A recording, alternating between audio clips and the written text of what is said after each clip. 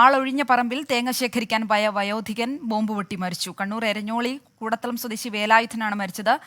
സജോ ദേവസിയുണ്ട്. സജോ, ഇപ്പോൾ ഈ ആളൊഴിഞ്ഞ പറമ്പിൽ ബോംബ് പൊട്ടി വയോധികൻ മരിച്ച ഒരു സാഹചര്യത്തിൽ ഇവിടെ നമുക്കറിയാം കണ്ണൂരിൽ നിരന്തരം ഇങ്ങനെ ബോംബ് നിർമ്മാണങ്ങളും അതോടൊപ്പം ബോംബ് നിർമ്മാണത്തിനിടെ പൊട്ടിത്തെറിച്ച് പരിക്കുണ്ടാകുന്നതും വാർത്തകളൊക്കെ നമ്മൾ തുടർച്ചയായി കാണുന്നതാണ്. ആ ഒരു സാഹചര്യത്തിൽ കൂടി ഇപ്പോൾ ഈ ഒരു സംഭവത്തിന് ശേഷം അവിടെ പോലീസ് കൂടുതൽ തരത്തിലുള്ള പരിശോധനകൾ നടത്തുകയാണോ? നിലവിൽ അവിടുത്തെ സാഹചര്യം എന്താണ് സജോ?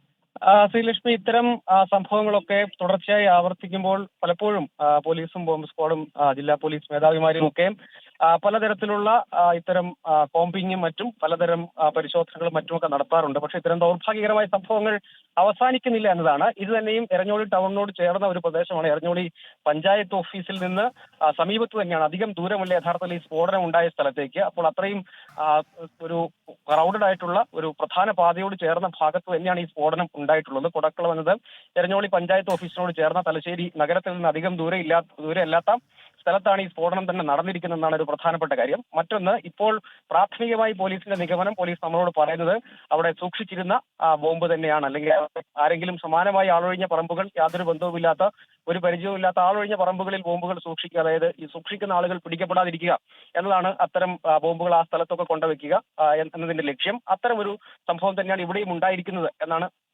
പോലീസിൽ നിന്ന് നമ്മൾ ഈ ഘട്ടത്തിൽ മനസ്സിലാക്കുന്നത്. അതാണ് ഈ വയോധികൻ അവിടെ എത്തിയപ്പോൾ ഒരു സ്റ്റീൽ പാത്രമാണ്, അതായത് സാധാരണ ഈ സ്റ്റീൽ ബോംബുകൾ നിർമ്മിക്കുന്നത് ഒരു ചെറിയ സ്റ്റീൽ പാത്രമാണ്. ആ സ്റ്റീൽ പാത്രത്തിനകത്ത് വെടിമരുന്നും ഒപ്പം ആണിയും കുപ്പിച്ചില്ലുകളും ഒക്കെ നിറച്ചാണ് അതിന്റെ ഒരു മർദ്ദം ഉപയോഗിച്ച് സ്ഫോടനം ഉണ്ടാകുന്നത്. അതായത് വലിയൊരു മർദ്ദം ഉണ്ടാകുമ്പോൾ അത് പൊട്ടിത്തെറിക്കും, വലിയൊരു ഉഗ്രശബ്ദത്തോടു കൂടി പൊട്ടിത്തെറിക്കും. അത് തുറക്കാൻ ശ്രമിച്ചാൽ ഇത്തരം ആണിയും കുപ്പിച്ചില്ലും ഒക്കെ നമുക്ക് ഒപ്പം ഈ പൊട്ടിത്തെറിയുടെ ആഘാതവും ഒക്കെ വലിയ പരിക്കുണ്ടാക്കും.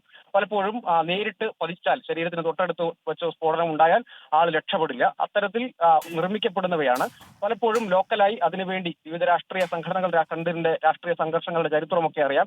അത്തരത്തിൽ നിരപരാധികൾക്ക്, ഒന്നും അറിയാത്ത നിരപരാധികൾക്ക് നിരവധി പേർ ജീവിക്കുന്ന രക്തസാക്ഷികളായിട്ടുണ്ട്, നിരവധി പേർ അങ്ങനെ കൊല്ലപ്പെട്ടിട്ടുണ്ട്. അത്തരം പല സംഭവങ്ങളും കണ്ണൂരിന്റെ ചരിത്രത്തിലുണ്ട്. അത് തന്നെയാണ് ഒരു നിരപരാധി, ഒന്നും അറിയാത്ത ഒരു മനുഷ്യൻ, ഒരു വയോധികൻ ഒരു കൃഷിയിടത്തിൽ യഥാർത്ഥത്തിൽ തേങ്ങ ശേഖരിക്കുന്നതിന് വേണ്ടി പോയതാണ്. സമീപത്തെ ഒരു പറമ്പാണ് എങ്കിൽ കൂടിയും അവിടെ തേങ്ങ ശേഖരിക്കാൻ വേണ്ടി മാത്രം പോയ ഒരു വയോധികനാണ്.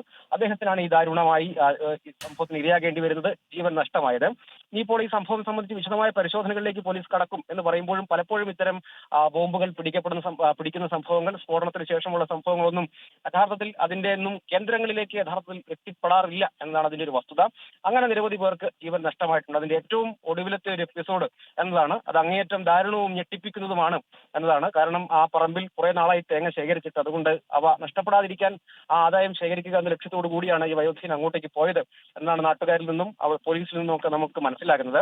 അതിനിടെ ഈ സ്റ്റീൽ പാത്രം കണ്ടപ്പോൾ അത് പൊട്ടിച്ചു നോക്കാൻ അദ്ദേഹം ശ്രമിച്ചു എന്നതാണ് ഈ ദുരന്തത്തിലേക്ക്, ഈ പൊട്ടിത്തെറിയിലേക്കൊക്കെ കാര്യങ്ങൾ എത്തിയതെന്നുമാണ്. ബോംബ് സ്ക്വാഡും സമീപത്ത് മറ്റ് ബോംബുകളൊക്കെ സൂക്ഷിച്ചിട്ടുണ്ടോ എന്നറിയുന്നതിനുള്ള പരിശോധന നടത്തുന്നുണ്ട്. കൂടുതൽ ബോംബുകൾ ഇതുവരെ കണ്ടെത്തിയിട്ടില്ല എന്നാണ് നമ്മൾ മനസ്സിലാക്കുന്നത്. പക്ഷേ സമീപത്ത് കൂടുതൽ കുറ്റിക്കാടുകളുണ്ട്. അതിന് മുൻകരുതലെടുത്ത് ബോംബ് സ്ക്വാഡ് അവിടെയും ഒക്കെ പരിശോധന ഇപ്പോൾ തുടരുന്നുണ്ട്. പോലീസും സംഭവ സ്ഥലത്ത് തന്നെയുണ്ട്.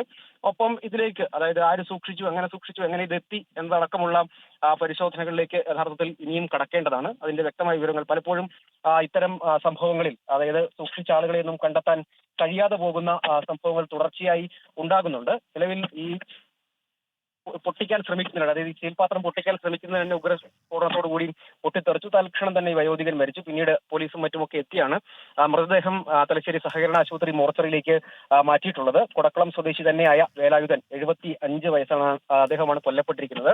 നിരവധി സംഭവങ്ങൾ എങ്ങനെ ഉണ്ടാകുന്നു, അതിന്റെ തുടർച്ചയായി ഇത്തരം സംഭവങ്ങളൊക്കെ ഉണ്ടാകുമ്പോഴും അത് തടയാൻ യഥാർത്ഥത്തിൽ കഴിയുന്നില്ല എന്നതാണ് ഖേദകരമായ കാര്യം. അങ്ങേയറ്റം ഞെട്ടിപ്പിക്കുന്ന സംഭവമാണ്. പോലീസ് ഇപ്പോൾ ഈ സ്ഥലത്ത്, സ്ഫോടനം നടന്ന സ്ഥലത്ത് പോലീസും ബോംബ് സ്ക്വാഡും പരിശോധന തുടരുകയുമാണ്.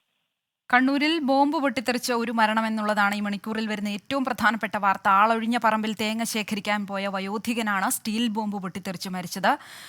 കണ്ണൂർ എരഞ്ഞോളി കുടത്തളം സ്വദേശി വേലായുധനാണ് ഇപ്പോൾ മരിച്ചത്. ഈ വാർത്തയിലേക്ക് തന്നെ വളരെ പെട്ടെന്ന് തിരികെ